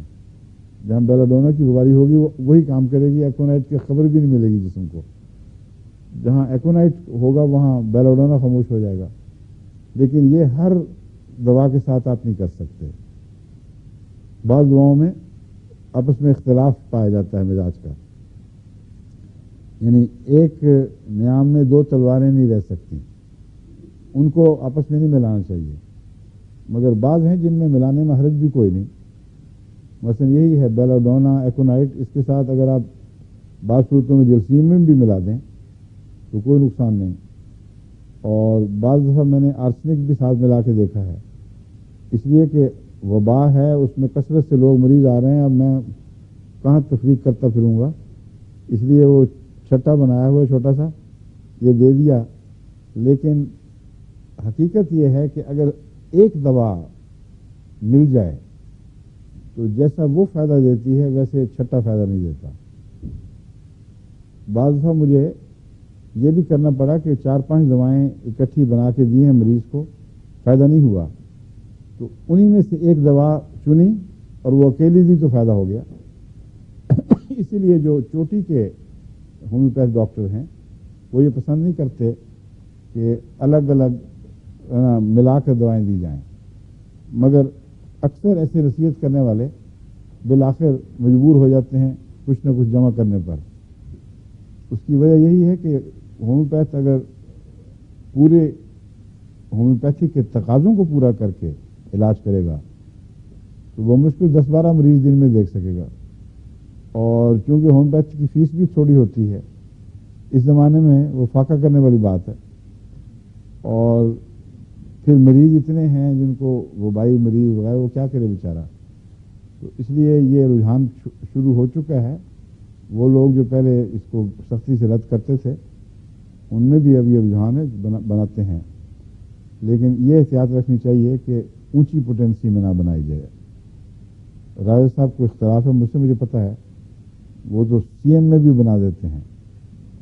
اور ہمارے وقف جدید والے جو ہومیوپیتھ ہیں وہ بھی بڑا کھلا ہاتھ رکھتے ہیں اونچی طاقتوں میں، لیکن ان کے غلط استعمال سے بہت نقصان پہنچ جاتا ہے. اور بعض دفعہ ایک مرض جو ہے وہ بہت لمبی چل جاتی ہے. اس لیے میں تو اکثر 30 تک ہی رہتا ہوں، یا کبھی 200 تک پہنچ گیا بعض صورتوں میں، زیادہ تر 30 میں، اور 1000 میں یا لاکھ وغیرہ میں جمع نہیں کرتا. ایسا مریض جس کے لیے آپ کو اونچی طاقت میں دوائی دینی ہو، وہ مریض روزمرہ کا مریض ہی نہیں ہے. ایسے مریض تو شاذ آپ کے سامنے آتے ہیں. اگر آپ ان کے لیے بھی وقت نہ دے سکیں اور پہچان نہ سکیں دوا کو، تو آپ کو حق ہی نہیں ہے کہ اتنی اونچی طاقت کی دوا استعمال کریں. ایسی دوائیں بعض دفعہ بہت گہری مرضوں میں استعمال کرنی پڑتی ہیں جہاں موت کا خطرہ درپیش ہوتا ہے. وہاں چھٹے نہیں چلتے، وہاں اگر آپ کی دوا صحیح ہوئی تو کام کرے گی ورنہ نہیں کرے گی. اس لیے ایکونائٹ سے بات چلی تھی، میں دوبارہ آپ کو یاد کرا رہا ہوں. اس کا نمایاں مزاج خوف کا ہے اور اچانک پن کا ہے، اور خشک سردی میں ایکونائٹ خوب پرورش پاتا ہے. اسی کا موسم ہے. جو امراض خشک سردی میں اچانک آئیں اور خوف ہو، وہاں آپ آنکھیں بند کر کے ایکونائٹ دیں اور 2-3 خوراکوں میں ہی ایکونائٹ بہت نمایاں اثر دکھائے گی. اور اس کے علاوہ جیسے کہ میں نے ایک دفعہ بتایا تھا، بعض مزمن بیماریوں میں بھی یہ اثر دکھاتی ہے. حالانکہ ہومیوپیتھ صرف آغاز کے لیے استعمال کرتے ہیں. آغاز کے لیے تو اتنا رواج ہے اس کا کہ بغیر دیکھے خوف ہے یا نہیں ہے، سردی تھی یا گرمی تھی، جو مریض آئے اس کو پہلے ایکونائٹ دے دیتے ہیں بعض ہومیوپیتھ. فائدہ ہو گیا تو ہو گیا، ورنہ پھر بعد میں دوائی دیں گے. اس کا فائدہ ان کو یہ پہنچتا ہے کہ کچھ حصہ ضرور فائدہ اٹھا جاتا ہے. مریضوں کی ایک تعداد ہے جو فائدہ اٹھا جاتی ہے، اور اگر نہ فائدہ ہو تو اس کا نقصان کوئی نہیں ہے. ایکونائٹ کھا کر کسی دوسری دوا کے لائق رہتا ہے مریض، یعنی ایکونائٹ کا ایسا اثر نہیں جو کسی دوسری دوا کو فائدے سے روک دے. تو اس لیے آغاز میں اگر آپ نے یہ کام کرنا ہو تو بے شک کریں، لیکن اس کو مستقل روٹین بنانا اچھی بات نہیں. شروع میں نزلہ ہوتے ہی اگر ایکونائٹ دیا جائے تو آج کل نزلے کا بھی دور ہے، اس میں بعض دفعہ فائدہ پہنچتا ہے. لیکن ایک اور بات یہ ہے کہ جو نزلہ موسمی نزلہ جس کو میں نے ابھی نام لیا تھا ہے فیور کہتے ہیں، اس کا عموماً ایکونائٹ سے کوئی تعلق نہیں ہے۔ ایکونائٹ کا مزاج آنی جانی ہے، اچانک نزلہ ہوا اور یا چھوڑ دیا یا کچھ دیر چمٹا رہا یہ اور بات ہے، یہ مزمن مرض نہیں ہے نزلہ، لیکن ہے فیور مزمن مرض ہے، علامتیں ایک جیسی ملتی جلتی ہیں۔ ہے فیور کو ہم کیوں ایک دائمی مرض کہتے ہیں اور عام نزلے کو کیوں نہیں کہتے؟ اس کی وجہ یہ ہے کہ عام نزلہ مختلف قسم کے جراثیم کے نتیجے میں آتا ہے، چلا جاتا ہے، اور دائمی کیفیت کو ظاہر نہیں کرتا۔ ہر آدمی کیسا بھی صحت مند ہو، کسی بھی مزاج کا ہو، وہ نزلے کا شکار ہو سکتا ہے۔ دائمی تب ہوگا جب اس کسی مریض کا مزاج ایسا ہو کہ وہ دائمی نزلاتی بیماریوں کا مریض ہو۔ اس صورت میں ایکونائٹ یا ایسی کوئی دوا کام نہیں کرے گی، اس کے آغاز ہی میں دیں آپ، کیونکہ بیماری مستقل موجود ہے، اس کا ایک عارضی مظہر آج یا کل ظاہر ہوا ہے، اس میں ایکونائٹ کا کوئی کام نہیں ہے، نہ وہ فائدہ دے گی نہ اس طرف دماغ جانا چاہیے۔ اس میں مریض کا علاج ضروری ہے، اور جب تک مریض کا صحیح علاج نہ ہو اس کو ان چیزوں سے چھٹکارا نصیب نہیں ہو سکتا۔ ہے فیور میں عام طور پر پولن سے اس کا تعلق ہوتا ہے۔ اب بہار کا موسم آ رہا ہے، اب اس میں ہے فیور خوب عام ہوگا۔ اس کی چھینکوں میں عام طور پر جو پہلے میں علاج کیا کرتا تھا نیکٹرم میں 200 دیتا تھا، اور اگر اس کا فائدہ ہو جائے تو ٹھیک، ورنہ سیباڈیلا 6 میں یا 30 میں۔ سیباڈیلا جب آپ پڑھیں گے کتاب میں تو وہاں لکھا ہوگا کہ یہ چھینکوں کی سردار دوا ہے، اور اکثر ہومیوپیتھ جب چھینک کا نام سنتے ہیں تو سیباڈیلا پہلے دماغ میں آتی ہے، لیکن ہے فیور میں نے اس کو استعمال کر کے دیکھا ہے، بعض دفعہ فائدہ دیتی ہے، نہیں بھی دیتی، بلکہ اکثر نہیں دیتی۔ اس کی اپنی ایک خاص قسم کی علامتیں ہیں سیباڈیلا کی، ان علامتوں کے ساتھ اگر وہ علامتیں مریض میں ہوں گی تو سیباڈیلا فائدہ دے گی، ورنہ نہیں دے گی۔ اس لیے ہے فیور کے نام پر اس کو استعمال کریں گے تو اکثر آپ ناکام ہوں گے۔ یورپ میں جو ہے فیور چل رہا ہے اس میں ایک دوا ہے جو میں نے اکثر مفید دیکھی ہے، جو غالباً ہے فیور کے ساتھ بیان نہیں کی جاتی، وہ ہے لیکسس۔ یہ سانپ کے زہر سے تیار کردہ دوا ہے۔ لیکسس سے چھینکیں نہیں آتی ویسے، یعنی اگر کسی کو لیکسس سانپ نے کاٹا ہو تو اس میں مختلف علامتیں پیدا ہوتی ہیں، مثلا دل پر اس کے حملہ ہوتا ہے، خون بہنے لگ جاتا ہے، اور نیند آتی ہے بہت گہری، اور ایک دفعہ نیند آ جائے تو پھر مریض گیا، پھر وہ سنبھالا نہیں جا سکتا۔ اس لیے کافی پلاتے ہیں اس کو بار بار کہ کسی طریقے سے یہ جاگا رہے۔ سانپ کے زہر 2 قسم کے ہیں، ایک وہ ہیں جو اعصاب پہ حملہ کرتے ہیں، اور ان میں چوٹی کا زہر ناجا ہے جو ان سب سانپوں کا سردار سمجھا جاتا ہے۔ ایک ہے جو خون پر حملہ کرتے ہیں، اور ان میں لیکسز، بوتھراپس وغیرہ اس قسم کی دوائیں ہیں۔ خون پر حملہ کرنے والے اس طرح حملہ کرتے ہیں جیسے آپ دودھ میں اگر کھٹاس ڈالیں تو دودھ پھٹ جاتا ہے۔ تو سانپ کے وہ زہر جو بہت ہی ہائیلی کنسنٹریٹڈ پروٹینز پر مشتمل ہوتے ہیں، یہ جب خون میں داخل ہوں کسی کے تو اپنی ذات میں ویسے زہر نہیں ہیں، آپ وہ سانپ کا زہر پورا پی جائیں، اگر آپ کے منہ میں زخم نہیں ہے، انتڑیوں میں زخم نہیں ہے تو کوئی تکلیف نہیں ہوگی۔ اسی لیے ڈاکٹر کہتے ہیں آپ سانپ کا زہر چوس جائیں، کوئی حرج نہیں، لیکن اگر زخم ہو تو پھر خطرہ ہے۔ یہ ایسا ہی ہے، آپ کے اندر خون ہے اور خون تو زہر نہیں ہے، لیکن کسی اور کا ایک قطرہ داخل کریں گے پھر دیکھیں کیا ہوتا ہے، سارا جسم بھڑک اٹھے گا اور اس کے خلاف ایک رد عمل پیدا ہوگا۔ یہ جو رد عمل ہے یہ اللہ تعالیٰ نے خون کی پاکیزگی اور اس کی حفاظت کے لیے اور نسلوں اور ان کے مزاجوں کی حفاظت کے لیے ایک نظام جاری فرمایا ہوا ہے۔ اس لیے انسان کا خون بھی صرف یہ بحث نہیں ہے کہ انسانی خون ہے یا جانور کا خون ہے، انسان کا خون بھی انسان کے لیے زہر بن جاتا ہے. بس اگر منہ سے آپ خون کسی کے اندر زخم میں تھوک دیں تو سانپ کا اثر کرے گا وہ. اس لیے سانپ بیچارہ تو بدنام ہے، ہر آدمی کے خون میں یہ زہر موجود ہے. اب جو زہر خون پر حملہ کرتے ہیں وہ اس طرح حملہ کرتے ہیں کہ اس کو دہی بنا دیتے ہیں، اس کو خون پھٹنے لگتا ہے. چھوٹے چھوٹے جس طرح بجلی کا اثر پڑتا ہے انسان کے اوپر کہ سارا خون کرڈ میں تبدیل ہو جاتا ہے، لوتھڑوں میں تبدیل ہو جاتا ہے. بعض زہر ایسے ہیں جو اس کا برعکس یہ اثر دکھاتے ہیں کہ خون میں جمنے کی طاقت ختم ہو جاتی ہے اور وہ ناک اور ہر ایسی جگہ جہاں میوکس میمبرین اور جلدیں ملتی ہیں وہاں سے خون بہنے لگتا ہے، اس کو ناخنوں کے بیچ میں سے پوروں میں سے نکلتا ہے. اور بعض دفعہ خون اس وقت بھی بہتا ہے جبکہ جم رہا ہو. وہ اس طرح کے جو پنک سا خون نکلے گا وہ نیم خون ہوتا ہے، ورنہ اندر لوتھڑے بن چکے ہوتے ہیں وہ بھی بہہ جاتا ہے. کیونکہ یہ سانپ کے زہر ان جوڑوں پر بھی حملہ کرتے ہیں جہاں دو جلدیں ملتی ہیں. ایک اندرونی جلد کہلاتی ہے، ایک بیرونی. اندرونی جلد کو میوکس میمبرین کہا جاتا ہے. اب ناک کے اندر ایک میمبرین ہے، ایک جلد یہاں دونوں کا ایک کنارہ ہے باریک. ہونٹوں پر بھی آ کے ایک کنارہ ہے جہاں سے اندر اور باہر کا فرق ہوتا ہے. تو عموماً سانپوں کے حملے میں یہاں سے زہر جاری ہوتے ہیں. لیکن سانپ میں چھینکوں کا آپ ذکر نہیں پڑتے. لیکن اس میں ایک اور ذکر ہے جس کی وجہ سے یہ مشابہ ہو جاتا ہے اس کمزوری کے، جس کو ہم الرجی ٹو پولن کہتے ہیں یا ہے فیور کہتے ہیں.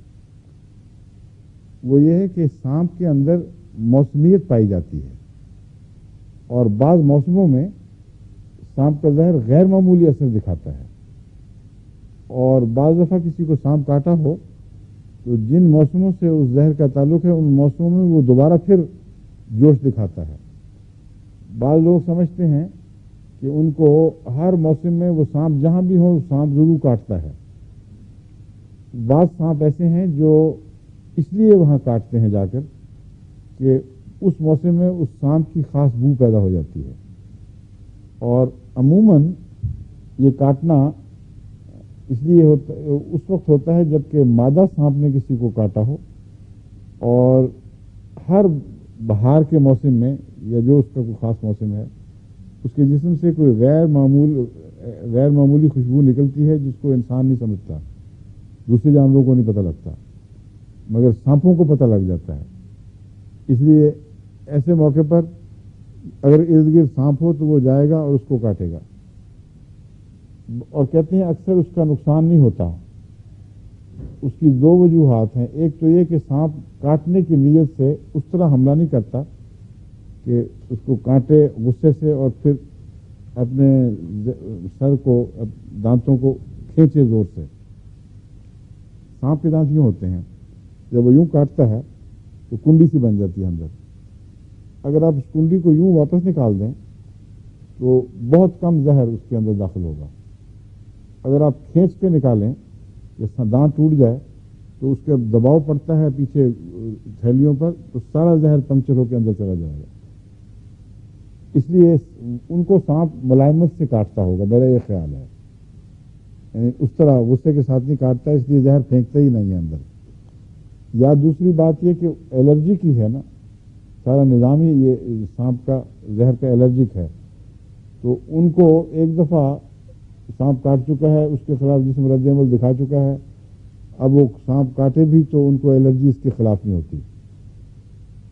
تو یہ چونکہ موسمی ہے اور سانپ کا زہر کا گہرا تعلق ہی الرجی سے ہے، اس لیے اگر ہے فیور میں لیگیسس کی 1000 خوراک آپ دے دیں رات کے وقت تو بعض دفعہ ایک ہی خوراک سے ہے فیور کی ٹینڈنسی ٹھیک ہو جاتی ہے.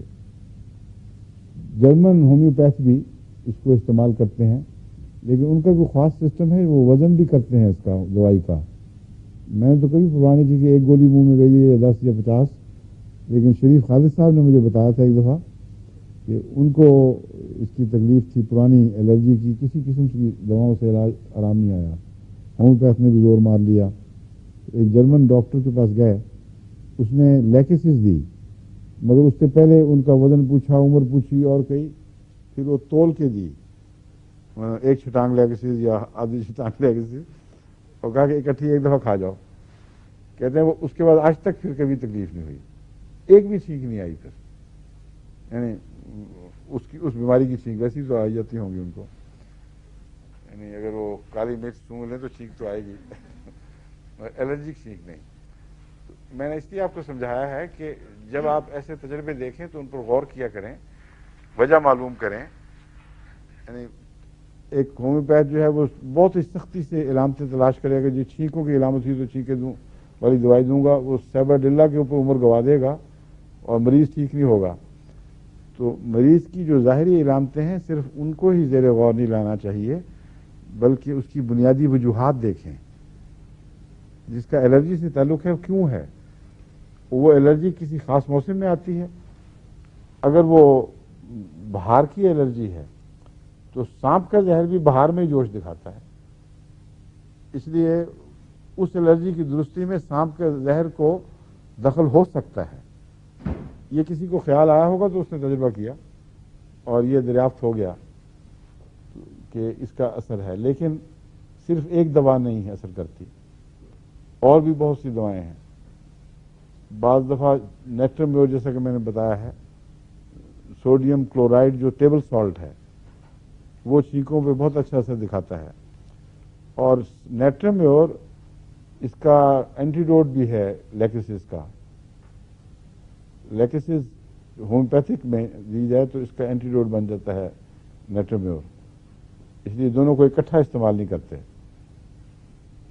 باہر الرجی میں آپ کو بہت سی دوائیں ملیں گی، میں مثال اب چند دوائیں آپ کو لکھاتا ہوں، کیونکہ جرمنی سے مجھے ایک دوست نے خط لکھا تھا کہ باقی دوائیں ان کو بعد میں بتائیں، پہلے ہمیں اس کا بتا دیں ہے فیور کا نسخہ، کیونکہ آج کل بہت پھیلا ہوا ہے.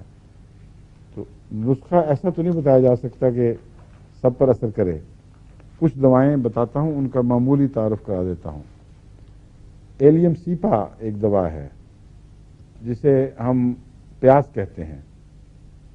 ایلیم سیپا میں بھی بہت چھینکیں آتی ہیں، عورتیں جو پیاز کاٹتی ہیں ان کو پتہ ہے کتنی چھینکیں آتی ہیں، اور لنگر خانوں میں ہم نے دیکھا ہے پانی کے اندر ڈبو کر پیاز کاٹتے ہیں مزدور، اس سے پھر ان کو چھینکیں نہیں آتی، وہ ہوا میں اس کی گیس نہیں اٹھتی.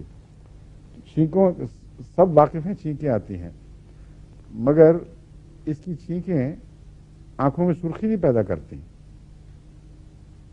جب ہومیوپیتھک میں ہم نے ٹرائی کر کے دیکھا ہے اس کو تو پتہ چلا کہ یہ اندر خراش کرتی ہے، یہ بیماری جو پیاز کے زہر سے ملتی ہے. اب میں اس کی بات کر رہا ہوں. چھینکیں آئیں گی لیکن خراش پیدا ہوگی گلے کے اندر اور لنگز میں، بعض دفعہ وہ اس سے ٹونسلز بھی پیدا ہو جاتے ہیں، مگر آنکھیں صاف رہتی ہیں، پانی نکلتا ہے آنکھیں پھر بھی صاف رہتی ہیں، زیادہ سے زیادہ پیازی رنگ ہو جائے گا. لیکن ایک اور دوا ہے یوفریزیا، وہ بھی چھینکوں کی چوٹی کی دواؤں میں داخل ہے، اور نزلے کے علاج میں عموماً ہومیوپیتھ اس کو کثرت سے استعمال کرتے ہیں. لیکن اس کی علامت یہ ہے کہ آنکھوں میں وہ سرخی پیدا کرے گی اور گلے میں خراش نہیں کرتی اتنا. یعنی یہ آنکھوں پہ کے لیے ظالم اور گلے کے لیے نسبتاً مہربان. ایلیم سیپا اس کے برعکس چیز ہے. تو ان دونوں کو بھی پیش نظر رکھ لیں. آج کل جو بیماری پھیلی ہوئی ہے اس میں اگر ایسی چھینکیں ہیں جن میں آنکھوں میں سرخی اور جوش اور تکلیف ہے تو اس میں تو پھر آپ کو یوفریزیا ذہن میں آنی چاہیے. عام طور پر بالعموم لیکسس سے میں نے ذکر کیا ہے 1000 میں اگر آپ دے دیں تو میرا خیال ہے کہ بہت سے کیسز میں نمایاں فائدہ ہوگا. دوسری خوراک فوراً نہیں دینی چاہیے. میں تو عموماً 1 ہفتہ انتظار کے بعد دیتا ہوں، لیکن اگر بیماری ٹھیک ہو کر دوبارہ پھر سر اٹھانے لگے پھر اس وقت ایک خوراک دی جا سکتی ہے. اور اب ایک ہاتھ اٹھ رہا ہے ابھی 1 منٹ. اب وقت ہو گیا ہے. آج تو وقت بڑی جلدی گزر گیا ہے. کتنے منٹ رہتے ہیں؟ پورا ہو گیا. تو 5-10 منٹ سوالوں کے نہیں دیں گے آپ؟ اچھا دے دیں. جی آپ شروع کریں. آپ نے کیا سوال کرنا تھا؟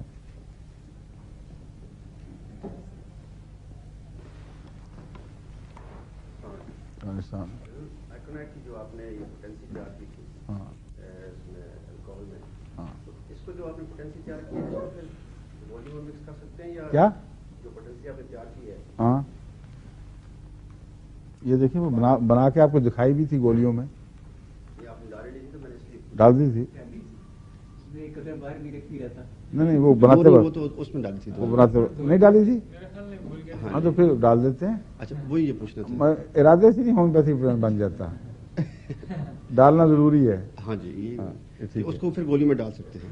یہ دیکھا بھی آپ کے سامنے ڈال تھوڑا سا پڑ کے کافی ہے. اچھا بہت پوٹینسی تیار ہوئی. ایک دفعہ نمی گولیوں کو پہنچ گئی تو وہ دوا بن گئی. ٹھیک ہے جی. پھر وہ بنی رہتی ہے. ٹھیک ہے. یہی آپ نے پوچھنا تھا. یہ پوچھنا تھا. آپ کے پاس ہے کون 30 میں؟ جی ہے. اچھا پھر آپ کو ضرورت نہیں. کس کو ضرورت ہے؟ اور ایکونیٹ 30 چاہیے لے لیں. آپ نے پہلے ہاتھ اٹھایا صدر صاحبہ نے. لے لیں. پھینک دوں؟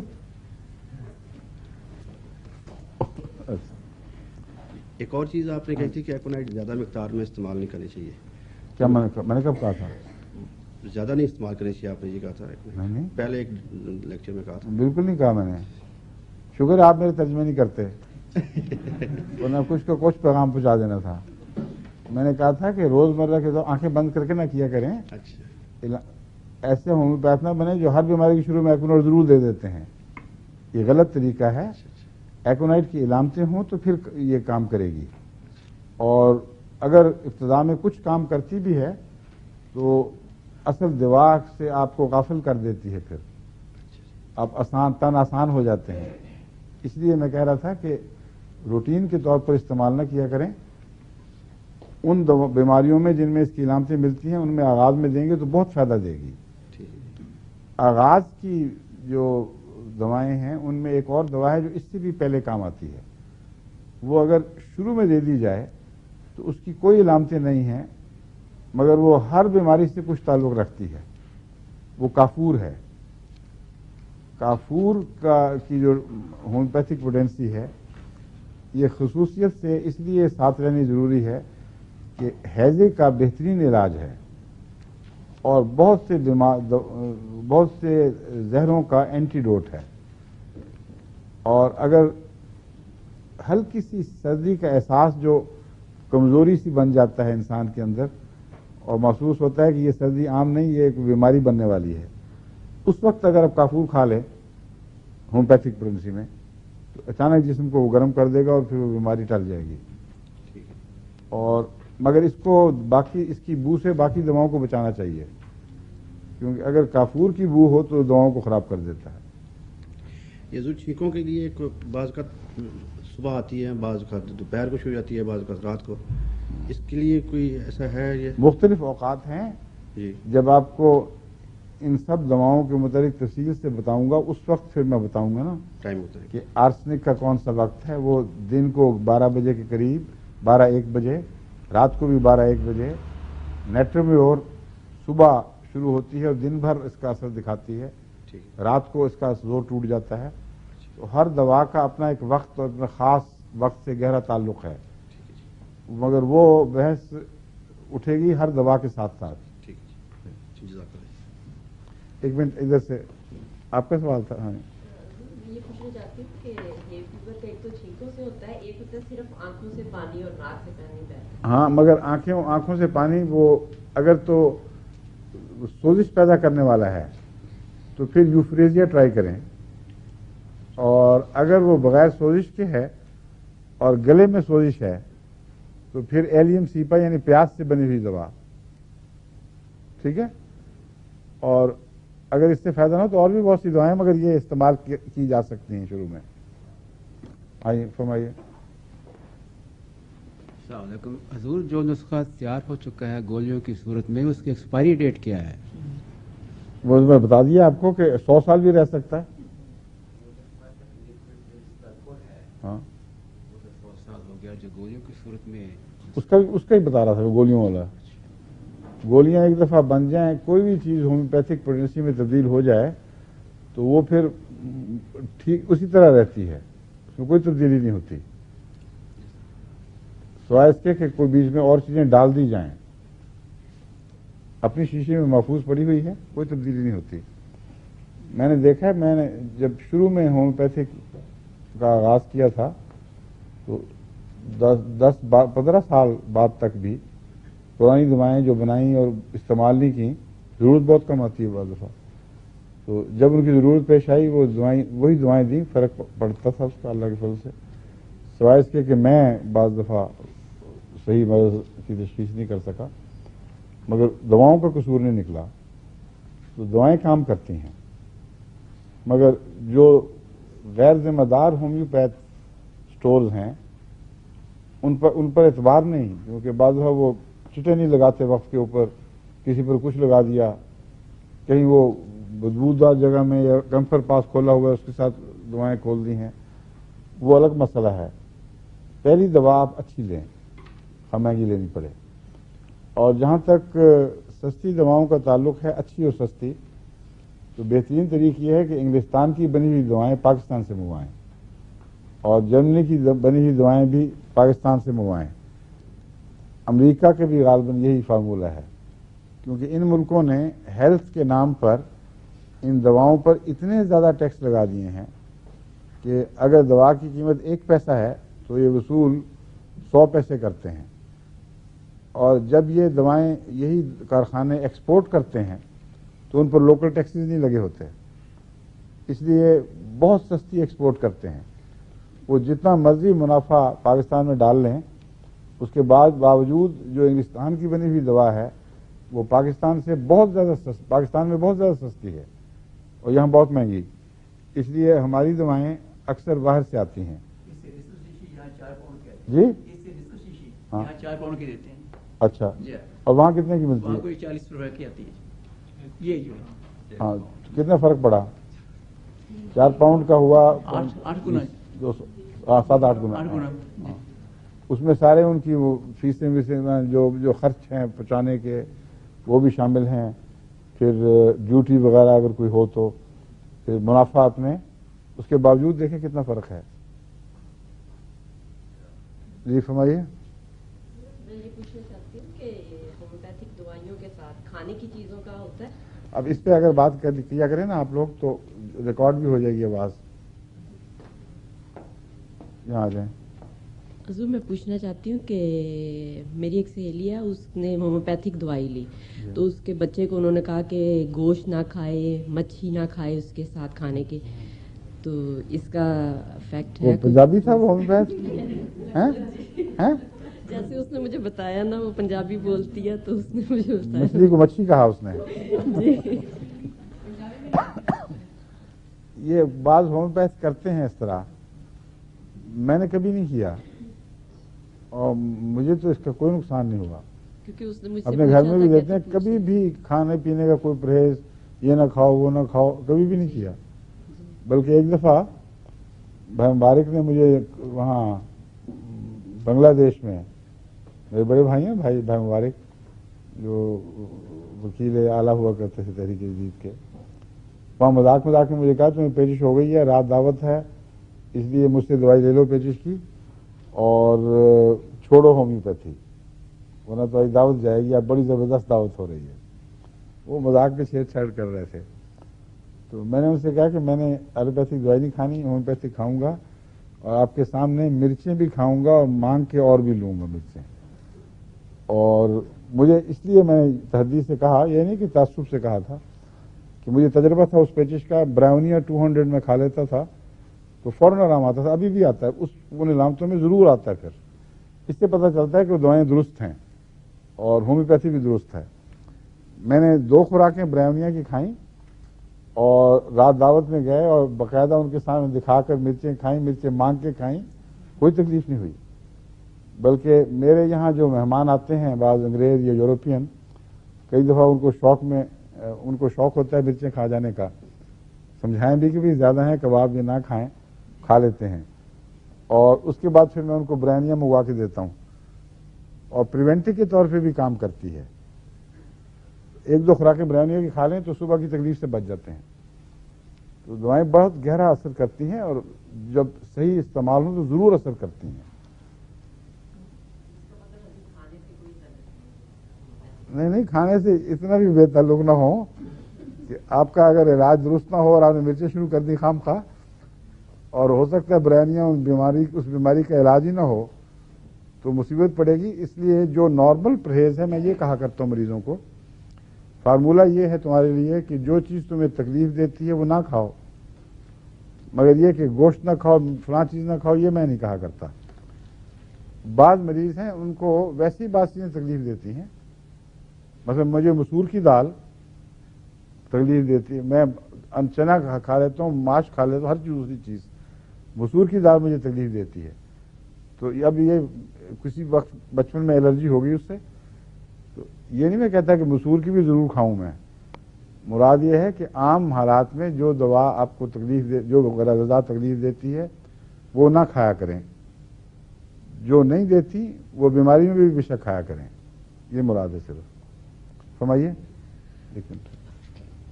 حضور، یہ ہومیوپیتھک کی بعض کتابوں میں یہ لکھا ہوا ہے کہ دوائی دیتے وقت شکر، لوکاد اور اس کا بھی دھیان رکھنا چاہیے، کہ مثلا بعض جگہ کہ لمبے قد کا اور پتلا جسم میں یہ دوائی دینی چاہیے، اور نیلی آنکھیں اور فیئر رنگ جو ہے اس میں یہ، وہ آپ کو میں سمجھا دوں گا جب ان کی باری آئے گی، یہ مطلب نہیں ہے جو آپ سمجھ رہی ہیں۔ ہاں، ایک منٹ۔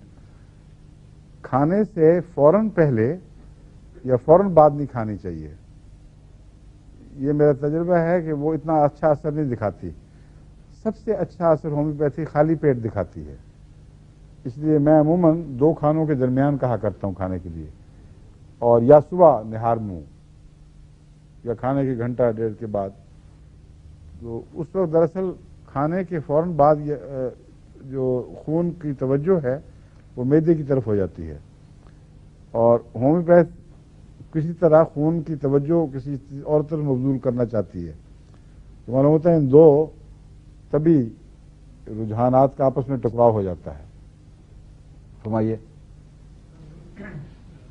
پوچھنا چاہتا ہوں، کچھ عرصہ پہلے سنا تھا کہ ایلوپیتھک اور ہومیوپیتھک وہ ذاتی میرا خیال ہے کہ ایک وقت میں ایک ہی سسٹم استعمال کرنا چاہیے، جس پر ڈاکٹر یا حکیم کا اعتبار ہو یا ڈاکٹر کا، تو ان میں آپس میں کوئی تضاد بھی ہو سکتا ہے؟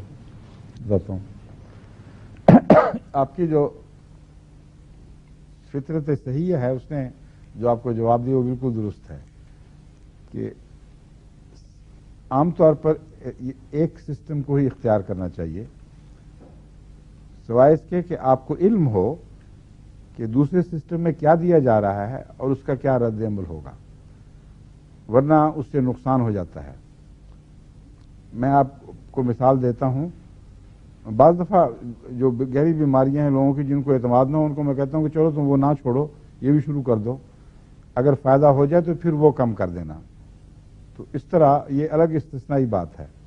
مگر میں مثال دیتا ہوں، ابا جان کو جب بیماری میں آرٹیریوسکلروسس ہوا تھا، اور کسی وجہ سے ڈاکٹر ان کو بلڈ پریشر بڑھانے کی دوا دے رہے تھے، کیونکہ آرٹیریوسکلروسس میں لو بھی ذمہ دار ہو جاتا ہے اور ہائی بھی ذمہ دار ہو جاتا ہے اس کا۔ بہرحال کوئی وجہ ایسی تھی کہ ان کو ڈاکٹر کوئی دوائی ایسی دے رہے تھے جس میں بلڈ پریشر اونچا کرنا چاہتے تھے، اور میں دوائی دے رہا تھا جس سے بلڈ پریشر نیچے ہوتا ہے۔ بہم نور نے مرحوم نے مجھے اس کی اجازت دی تھی، بے شک میں ساتھ کرتا رہوں۔ اس وقت وہ ہومیوپیتھ زیر علاج نہیں تھے، بہم نور کے یا ڈاکٹروں کے زیر علاج تھے، مجھے چھٹی ملی تھی کہ تم بے شک ساتھ جو مرضی کرنا کرو۔ ایک دن مجلس میں بیٹھے بہم نور نے بڑی پریشانی کا اظہار کیا کہ جتنی دوائیں ہم بلڈ پریشر بڑھانے کی دے سکتے ہیں دے چکے ہیں، لیکن فکر کی بات ہے کہ اونچا نہیں ہو رہا۔ تو میں نے بھائی کو کہا کہ اس لیے کہ میں دے رہا ہوں نیچے کرنے والی۔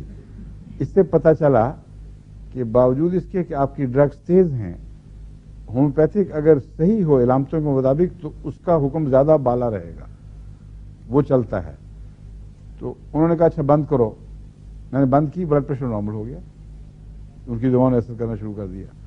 اب یہ ایک میرے علم میں آئی ہے بات کہ جس سے پتہ چلتا ہے کہ ایلوپیتھک رجحان اور ہے، ہومیوپیتھک اور ہے، آپس میں ٹکراؤ ہو سکتا ہے اور بعض دفعہ اس کا نقصان بھی ہو سکتا ہے، پھر جیسا کہ اس کیس میں ہو رہا تھا. کہتے ہیں وقت ہو گیا، باقی کل انشاءاللہ. ٹھیک ہے، السلام علیکم، خدا حافظ.